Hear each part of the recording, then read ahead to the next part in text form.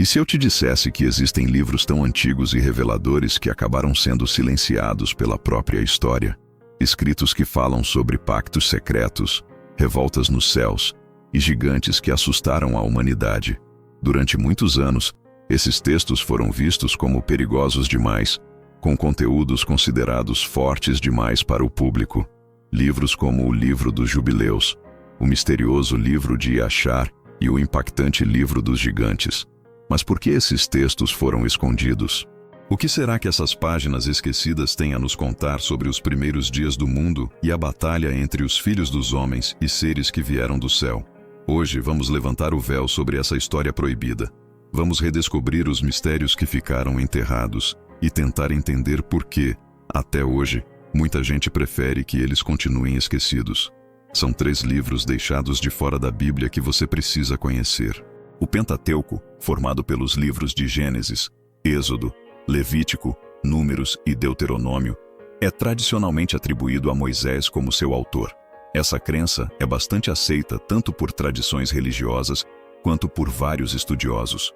No entanto, surge a dúvida: será que Moisés escreveu outros textos além desses 5 livros? Ou será que ele teve acesso a outros escritos mais antigos? Por exemplo, em livros posteriores como Josué, encontramos referências curiosas, como o Livro dos Justos. Esse mesmo livro também aparece em trechos de 2 Samuel e 1 Reis. Mas o que seria esse texto sagrado? Existe a chance de que Moisés tenha lido ou conhecido outros escritos antigos que não foram feitos por ele. Lembrando que Moisés viveu durante 40 anos em Midian, na casa de um sacerdote que também servia ao Deus de Israel. É bem possível que ele tenha tido contato com escritos ou tradições ainda mais antigas. Esse sacerdote talvez tivesse guardado registros ou textos ligados ao culto ao único Deus verdadeiro. Além disso, há uma tradição que diz que o livro de Jó foi escrito por Moisés. A história de Jó se passa numa época antiga, o que fortalece a ideia de que já existiam outras religiões e textos históricos entre os povos semitas. Muitos desses povos seguiam a fé no Deus único e poderoso.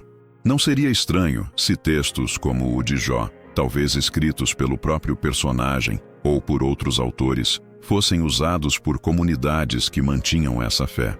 Isso nos leva a refletir sobre a riqueza cultural e espiritual desses povos antigos, e também sobre a possibilidade de Moisés ter sido não só um escritor, mas alguém que reuniu e organizou tradições mais antigas. O Livro dos Justos, como aparece nas traduções da Bíblia em inglês, é chamado no texto original hebraico de Sefer HaYashar e no aramaico Sefra Dashar. Ambas as expressões significam Livro dos Justos. É considerado um texto perdido das Escrituras Sagradas, geralmente associado à Bíblia hebraica e aramaica. A existência desse livro é bastante reconhecida, mas sua preservação se perdeu com o passar dos séculos. Vale lembrar que, ao longo do tempo, surgiram várias cópias falsas dizendo ser esse livro perdido. Essas versões apócrifas foram feitas em diferentes épocas por autores variados, mas nenhuma delas é vista como verdadeira. Até hoje, não existe nenhum manuscrito que possa ser confirmado como uma cópia real do Livro dos Justos, o que reforça a ideia de que o original se perdeu por completo. Mesmo assim, o Livro dos Justos é bastante citado na Bíblia hebraica, com pelo menos 2 menções diretas no Antigo Testamento. Uma terceira também é relacionada ao Livro de Reis, embora haja debate sobre essa interpretação.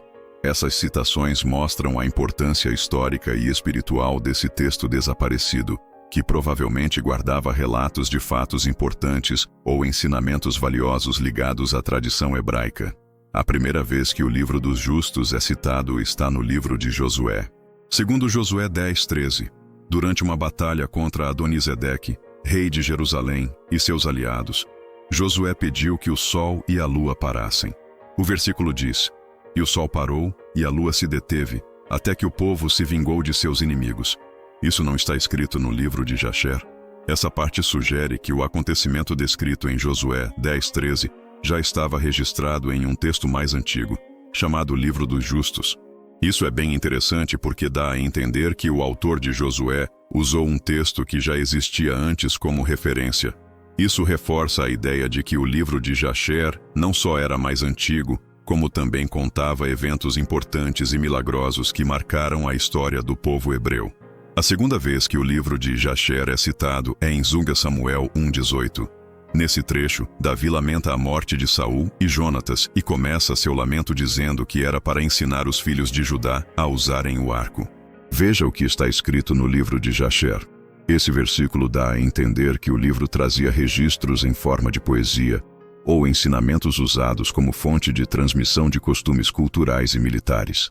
Além disso, há uma questão interessante sobre a tradução do livro de Jasher. A oração de Salomão, mencionada em outras partes da Bíblia, é atribuída ao livro dos Cânticos ou Sefair Hashir.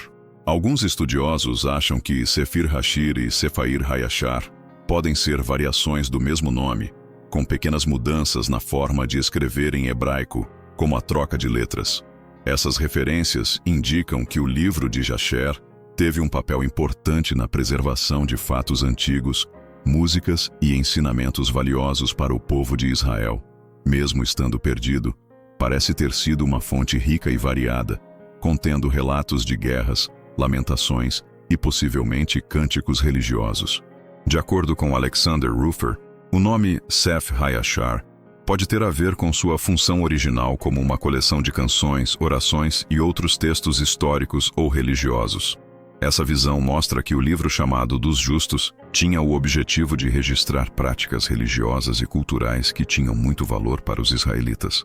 Contudo, muitas cópias falsas surgiram ao longo do tempo, dizendo ser o verdadeiro livro de Jasher. Entre elas está o chamado Pseudo-Jasher, assim como o conhecido Midrash hebraico Kafer Hayasha. Esse último é uma obra que conta a história bíblica desde a criação de Adão e Eva até um resumo das primeiras conquistas de Canaã pelos israelitas, como descrito no começo do livro de Juízes. Embora a Bíblia fale do Sefra Hayashar em dois momentos importantes, o episódio do Sol e da Lua em Josué 10:13 e a lição sobre o arco em 2 Samuel 1:18, o Midrash Sefa Hayashar parece ter sido escrito bem depois. É bastante aceito que esse trabalho foi criado por rabinos num tempo bem posterior aos livros originais. Mesmo assim, traz trechos parecidos com os da Bíblia, o que faz alguns pensarem se não teria alguma ligação indireta com o texto desaparecido.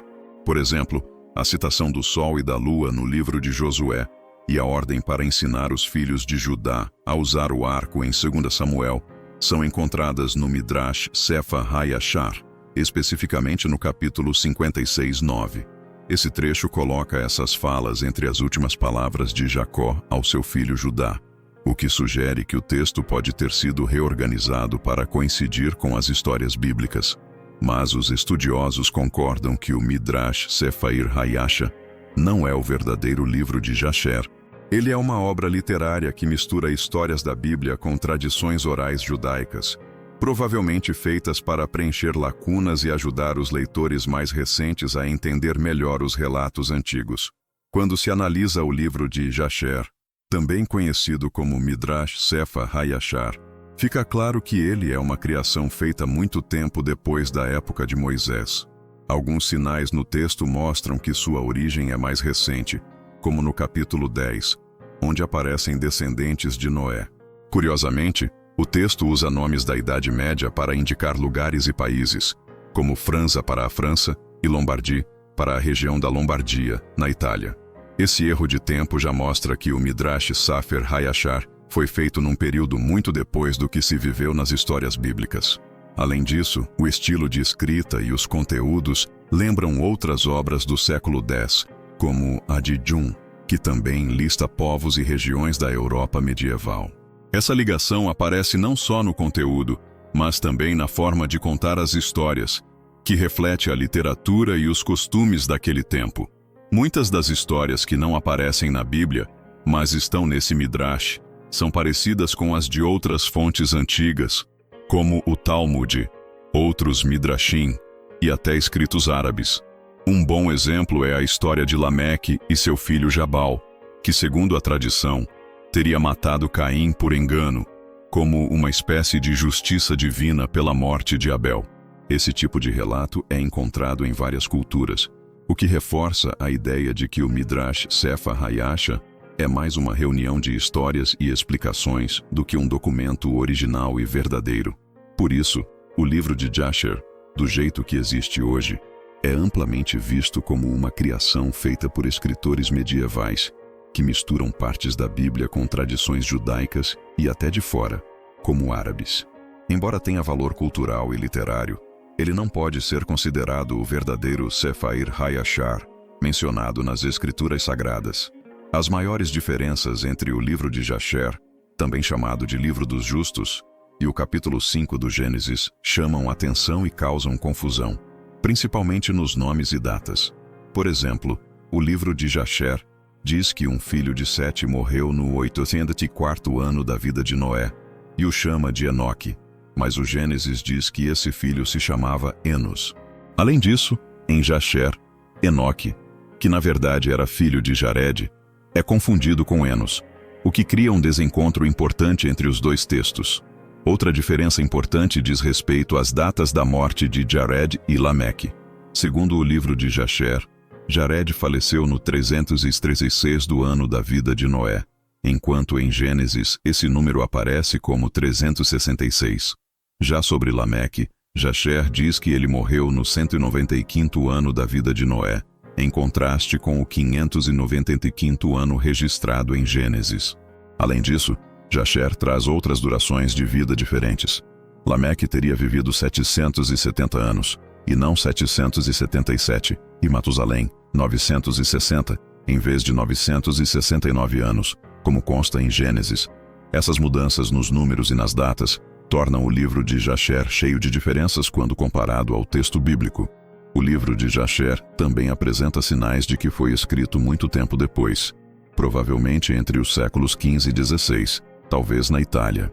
Isso ajuda a entender algumas das diferenças em relação aos textos mais antigos, e mostra como ele foi influenciado por tradições e entendimentos de épocas seguintes, principalmente em assuntos de família e histórias bíblicas. Um exemplo disso é a linhagem de Abraão. Jasher não menciona Canaã entre Arcad e Shaila, o que o coloca mais próximo do texto massorético e do Pentateuco samaritano, mas o afasta da Septuaginta e da genealogia de Jesus, descrita no livro de Lucas, capítulo 3. Outra mudança grande está na história do teste de Deus com Abraão e Isaque. No capítulo 23 do livro de Jasher, versículos 50 a 51. Quando Isaque vê o fogo e a madeira e pergunta sobre o cordeiro para o sacrifício, Abraão responde de forma bem diferente da Bíblia. Jasher mostra a Abraão dizendo: "O Senhor escolheu você, meu filho, para ser um sacrifício completo no lugar do cordeiro." Isso é bem diferente da resposta em Gênesis, onde ele simplesmente diz: "Deus proverá para si o cordeiro para o sacrifício queimado." Essas diferenças não são apenas formas de interpretar, mas mostram que o livro de Jasher tem conteúdos bem distintos e talvez influenciados por crenças de outra época. Por isso podemos dizer que esse Midrash, conhecido como o Livro do Justo, ou Sefer HaYashar, é uma obra que se diz antiga e sagrada, mas que na verdade tem uma autoria falsa. É o que chamamos de pseudoepígrafe, um texto que finge ter sido escrito por alguém do passado, mas que não tem base real ou comprovada. Apesar de ser ligado a personagens importantes da Bíblia, ele é amplamente visto como uma criação literária feita bem depois, com várias mudanças e erros quando comparado à Bíblia. O verdadeiro Sefer HaYashar foi perdido com o tempo. No entanto, com descobertas como os manuscritos do Mar Morto, ainda há esperança de encontrarmos partes ou até mesmo o livro original perdido. A arqueologia já encontrou muitos textos antigos com mais de 2.200 anos, o que nos faz acreditar que recuperar escritos antigos, como o Sefer HaYashar, ainda pode acontecer. Com tantas descobertas feitas por meio de escavações e estudos de textos, é bem possível que novas revelações surjam no futuro. Mesmo assim, o Livro do Justo, como é conhecido, tem muitas diferenças com o que está na Bíblia. Um bom exemplo é a história de Moisés depois que ele matou um egípcio e fugiu. Segundo o Midrash, Moisés não foi para Midian, como diz Gênesis, mas sim para a terra de Cush, que hoje seria a Etiópia ou o Sudão. Além disso, o texto muda a idade de Moisés. Diz que ele tinha 18 anos quando fugiu, e não 40 como está em Gênesis. Essas mudanças são claras e mostram como essa tradição se afasta do que a Bíblia conta. Outro detalhe curioso é que, nesse Midrash, Moisés virou rei da terra de Cush aos 27 anos e ficou no trono por 40 anos, sendo tirado do cargo aos 67. Isso também não aparece nos textos sagrados.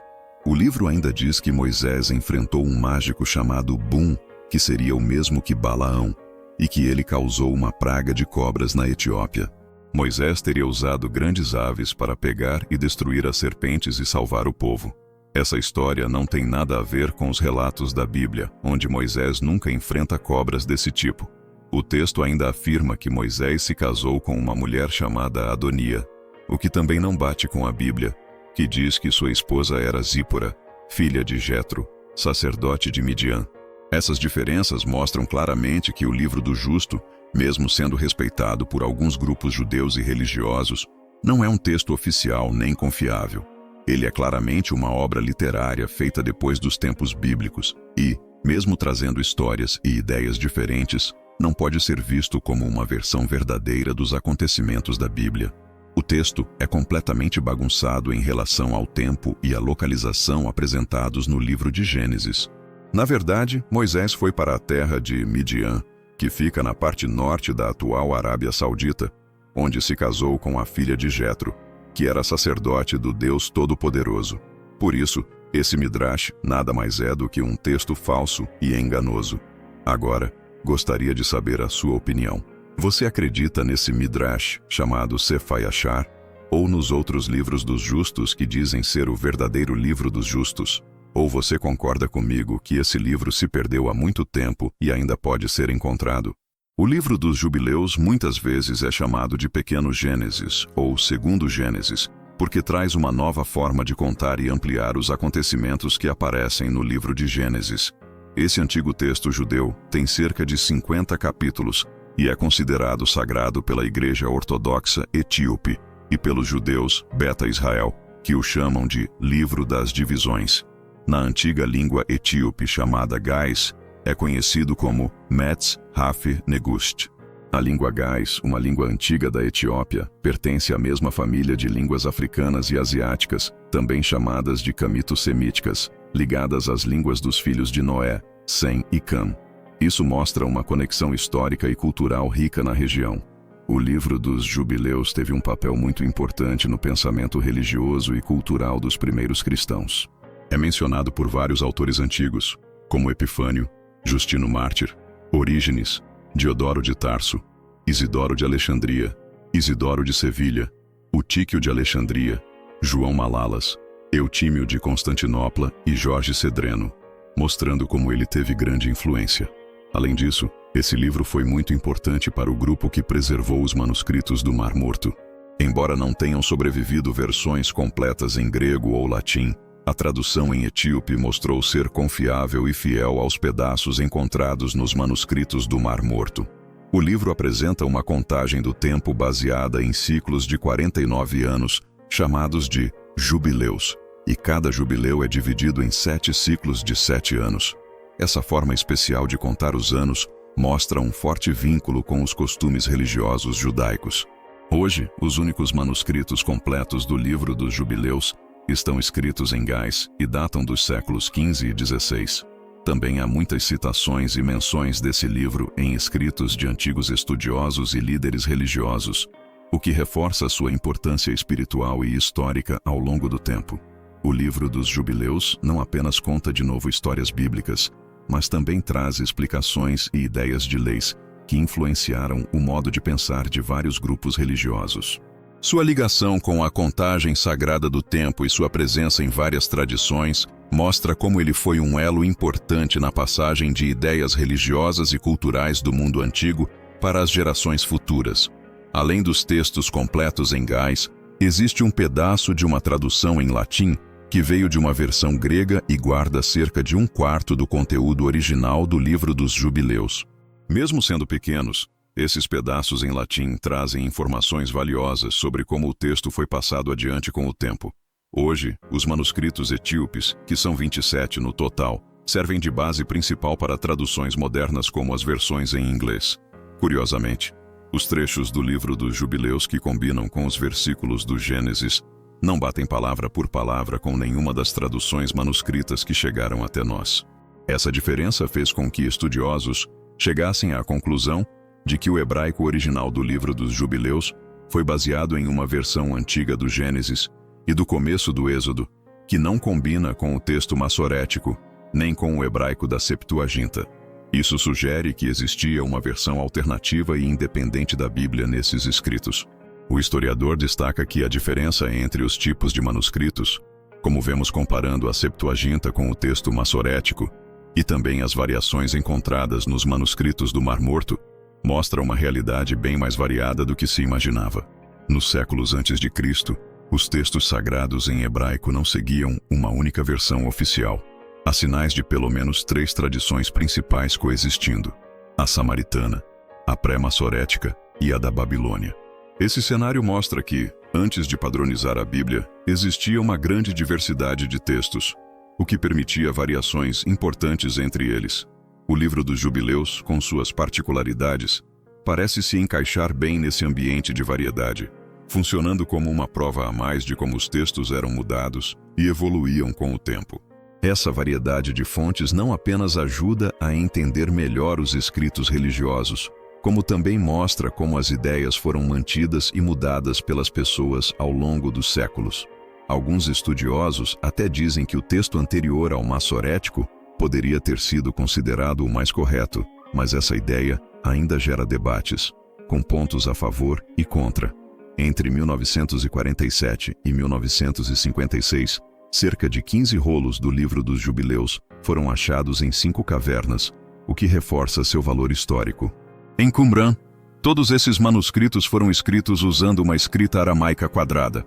Um detalhe importante que mostra o uso comum e o valor desse texto dentro daquela comunidade. De fato, o livro dos Jubileus foi achado em maior quantidade em Qumran do que quase qualquer outro livro da Bíblia, com exceção dos Salmos, Deuteronômio, Isaías, Êxodo e Gênesis, nesta ordem de frequência. Uma comparação dos textos de Qumran, dos manuscritos do Mar Morto e da versão etíope do livro dos Jubileus, feita por James Vander, trouxe descobertas valiosas. Ele concluiu que a tradução etíope, já conhecida antes mesmo da descoberta dos manuscritos do Mar Morto, era fiel, correta e, em muitos pontos, uma tradução direta do texto original. Esse estudo destacou a importância da tradição etíope como uma fonte antiga e bem conservada do livro dos Jubileus, reforçando seu valor histórico e de linguagem. Robert Henry Charles, que viveu de 1855 a 1931, foi um conhecido estudioso da Bíblia e o primeiro a sugerir uma origem para o livro dos Jubileus. Ele acreditava que o autor poderia ter sido um fariseu e que o texto era fruto de um tipo de interpretação inspirada pelas histórias das crônicas do Antigo Testamento. No entanto, com a descoberta dos manuscritos do Mar Morto, essa ideia foi colocada de lado. A presença de várias cópias do livro dos Jubileus em Qumran mostrou que sua origem é bem mais antiga do que o surgimento dos fariseus, confirmando que o texto já existia muito antes. Essa nova visão ampliou a maneira de entender o livro dos Jubileus como parte de um tempo histórico e religioso mais velho e cheio de variedade. O texto não apenas mostra como o grupo de Qumran via as tradições bíblicas, mas também ajuda a entender como o pensamento religioso mudou durante a passagem das velhas tradições judaicas para o judaísmo do Segundo Templo. Definir a data exata do livro dos Jubileus é um desafio constante para os estudiosos do Antigo Testamento. As cópias mais antigas, com base na análise da escrita, são de cerca de 150 a 100 a.C. Porém, há sinais de que sua criação pode ser muito mais antiga. Pesquisas recentes indicam que ele pode ter sido escrito por volta de 200 anos a.C. Fragmentos ainda mais curiosos ligados ao livro dos Jubileus, com datas que vão de 700 a 800 a.C., mostram que suas origens talvez sejam bem mais velhas do que se pensava antes. Essas descobertas colocam o livro dos Jubileus em um cenário histórico bem mais antigo, ampliando nossa noção sobre sua origem e impacto. Uma das características marcantes do texto é como ele se refere a Satanás, chamando-o de Mastema. Diferente da Bíblia, onde Satanás aparece com vários nomes como Baal no Antigo Testamento, ou serpente antiga, e Belial no Novo Testamento, o livro dos Jubileus dá a ele o nome de Mastema. Essa palavra hebraica significa ódio, briga ou bagunça, destacando seu papel como causador de confusão e inimizade. Esse nome oferece um novo olhar sobre as tradições bíblicas mais conhecidas. Outro ponto interessante do livro dos Jubileus é o modo como ele diz ter sido escrito. Segundo o próprio texto, Moisés teria escrito o livro durante os 40 dias e noites em que ficou no Monte Horebe esperando receber os 10 mandamentos. Ele teria escrito as palavras ditadas pelo arcanjo Miguel, servindo como um escriba. Embora essa história esteja no centro do texto, sua autoria ainda gera discussão entre os estudiosos. Muitos estudiosos acreditam que o estilo de escrita e o conteúdo do livro dos Jubileus mostram que ele foi feito depois, provavelmente com influência das tradições interpretativas e da teologia do tempo do Segundo Templo. A citação da conversa entre Moisés e o arcanjo Miguel parece uma tentativa de dar mais credibilidade ao texto, ligando-o a figuras importantes da história judaica. Esse detalhe também acrescenta um lado místico ao livro dos Jubileus, colocando-o entre a narrativa histórica e uma revelação espiritual. O livro dos Jubileus é uma obra antiga, cheia de detalhes e com um conteúdo profundo, que o torna algo fascinante e curioso para estudiosos e líderes religiosos. Durante a história, rabinos usaram bastante esse texto para esclarecer temas como os nomes de personagens bíblicos, quem eram suas esposas, e também para tratar de questões maiores, tanto religiosas quanto históricas. A importância do livro dos Jubileus nas escrituras antigas era tão grande que ele era muito citado entre os líderes religiosos. Os asmoneus, por exemplo, o usaram como uma fonte de valor para o aramaico de Levi, mostrando o quanto ele era importante dentro do ambiente religioso e cultural daquela época. Mesmo sendo um texto antigo, o respeito por ele continuou por muito tempo. O livro dos Jubileus gerou debates e discussões sobre alguns aspectos de seu conteúdo. No entanto, mesmo aqueles que discordaram de algumas interpretações reconheceram sua importância e frequentemente o citavam como base para reflexões e estudos de textos. Isso destaca seu papel central na formação das tradições e interpretações judaicas. Uma das características mais notáveis do livro dos Jubileus é sua abordagem sobre os anjos e suas hierarquias. Ele divide os anjos em grupos, como os anjos da presença, anjos da santificação, guardiões individuais e os responsáveis pelos fenômenos naturais. Essa classificação tem semelhanças com o livro de Enoque, especialmente quando fala sobre os anjos caídos, conhecidos como os vigilantes. Essa ligação com o livro de Enoque fortalece o lado místico do livro dos Jubileus, colocando-o como parte de uma tradição literária que explora as relações entre o divino e o humano. O livro dos Jubileus não é apenas uma obra histórica. Ele também inspira interpretações religiosas e culturais que ainda têm impacto hoje. O mistério do livro dos gigantes é outro exemplo interessante. O livro dos gigantes é uma obra apócrifa que expande os relatos encontrados no livro de Gênesis da Bíblia hebraica e aramaica. Assim como o livro de Enoque, o livro dos gigantes busca explicar o crescimento do mal na terra antes do dilúvio. A obra também explica a razão divina para o envio do grande dilúvio, mostrando que a ação de Deus foi totalmente justificável, dada a corrupção e violência da época. Estima-se que sua composição tenha ocorrido por volta do século III a.C. O texto é uma narrativa pré-diluviana, ou seja, conta acontecimentos antes do dilúvio bíblico.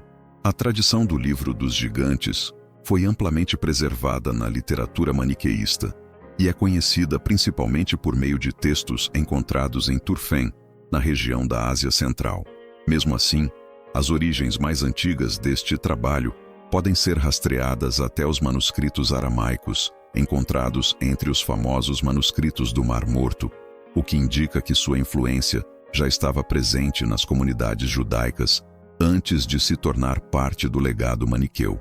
O texto não só expande os detalhes do período pré-diluviano, mas também oferece novas perspectivas sobre o comportamento humano e celeste da época, ampliando a complexidade do mundo descrito em tradições apócrifas e bíblicas. Referências à existência de gigantes podem ser encontradas em várias passagens bíblicas e textos antigos. Um exemplo significativo aparece em Gênesis 6:1-4, onde os Néfilim são mencionados como descendentes de uma união entre os filhos de Deus e as filhas dos homens. Além disso, outros textos apócrifos e escritos antigos reforçam essa história, como os livros de Enoque, Jubileus, o Gênesis apócrifo e os livros de Baruque, além do documento de Damasco. Também há menções dispersas em todo o Pentateuco e em livros históricos como Juízes, Josué e Samuel. O livro dos gigantes apresenta uma narrativa detalhada sobre a origem, história e destino desses gigantes pré-diluvianos, além de falar sobre seus pais, os chamados vigilantes. Esses seres, também conhecidos como filhos de Deus, se rebelaram contra os planos divinos, tornando-se anjos caídos quando ultrapassaram os limites estabelecidos pela criação. Eles desceram à terra e, em um ato de desobediência, se uniram com as filhas dos homens, praticando atos de luxúria e gerando descendentes corrompidos. Os gigantes conhecidos como Nefilim, Giberim ou Rifim eram híbridos, caracterizados por sua força e tamanho. Essas raças mestiças desafiaram diretamente a autoridade divina, lutando contra Deus e seus seguidores justos. No entanto, sua corrupção e maldade contribuíram para a decadência moral do mundo pré-diluviano, o que levou ao enfraquecimento dos justos e culminou no envio do grande dilúvio como julgamento divino. Essa luta, amplamente explorada no Livro dos Gigantes e em outros textos relacionados, reflete o eterno conflito entre o bem e o mal, mostrando a resistência dos fiéis em um mundo dominado pela corrupção e caos. Nos fragmentos maniqueus, esses seres malignos são geralmente chamados de demônios, embora os termos usados para se referir aos vigilantes e seus descendentes muitas vezes se confundam nas diferentes traduções.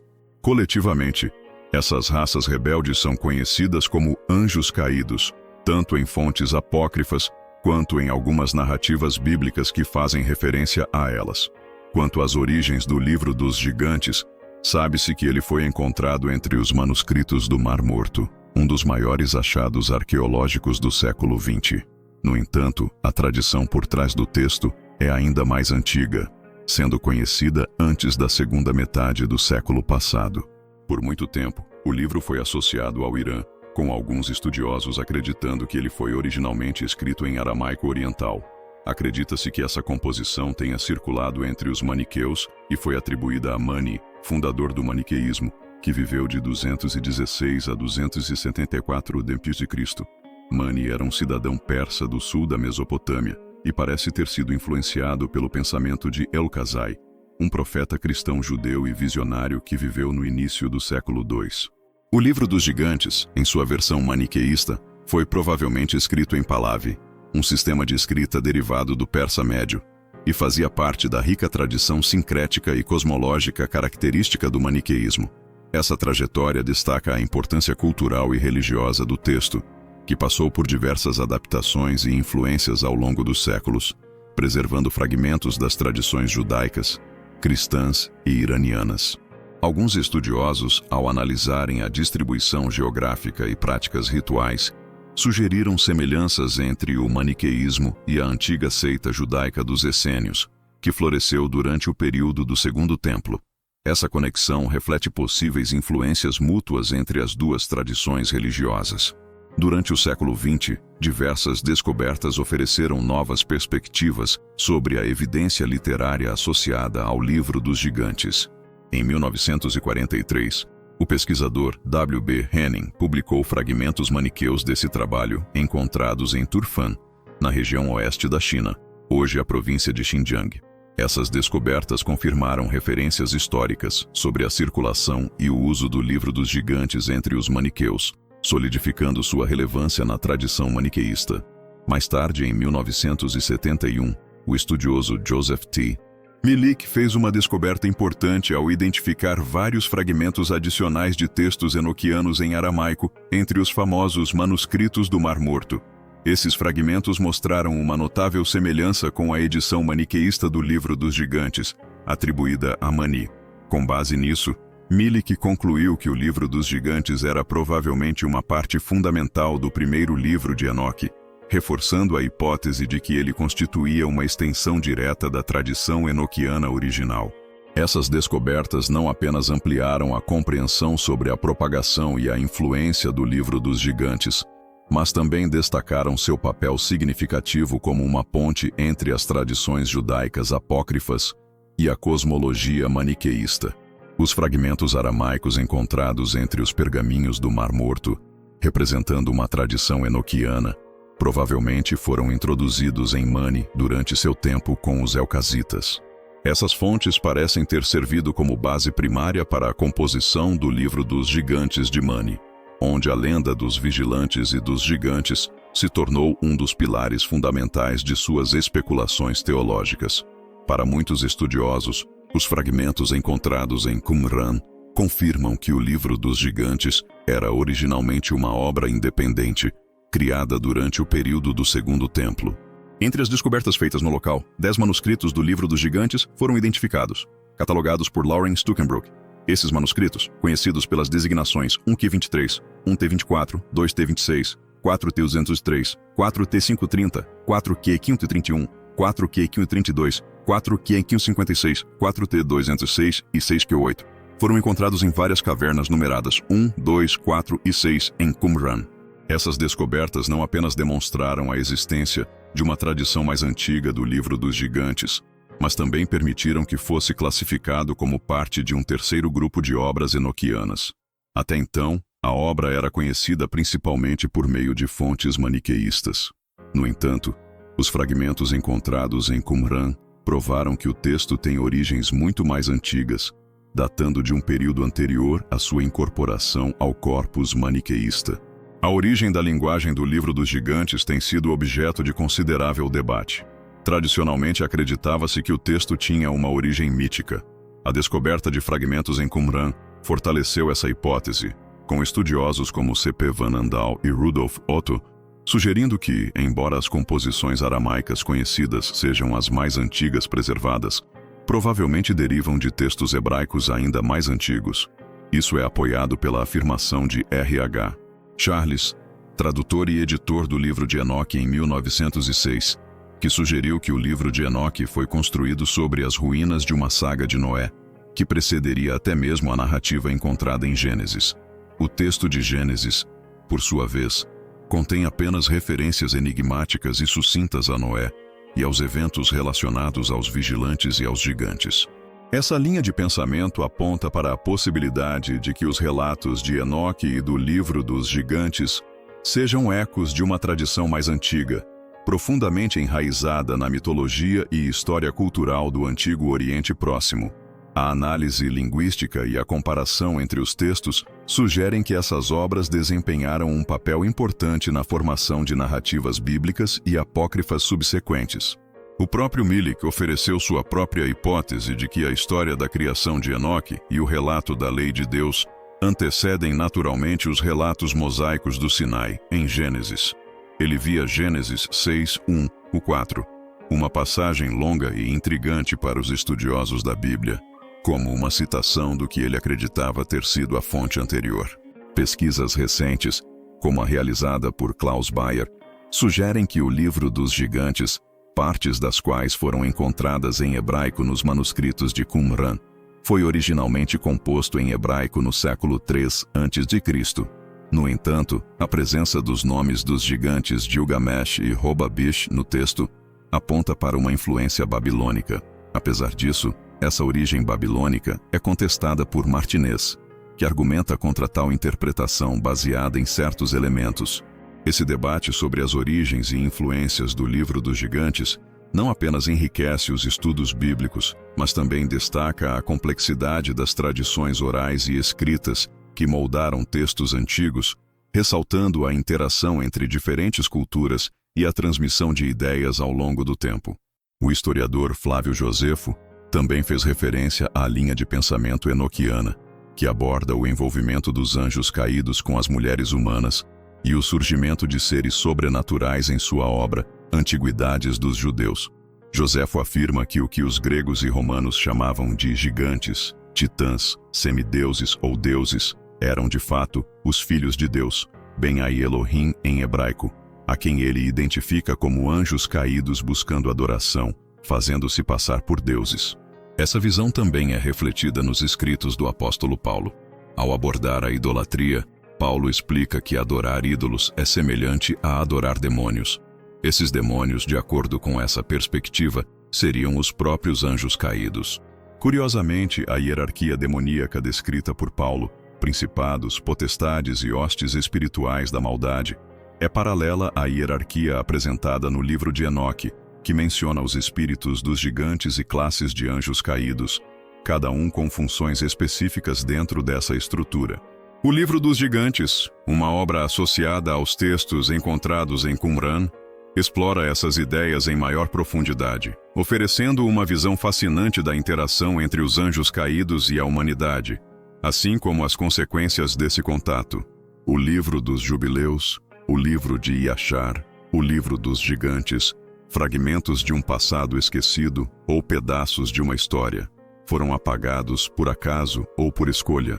E você acredita que esses livros escondem verdades que mudariam tudo o que sabemos, ou são apenas ecos de lendas antigas?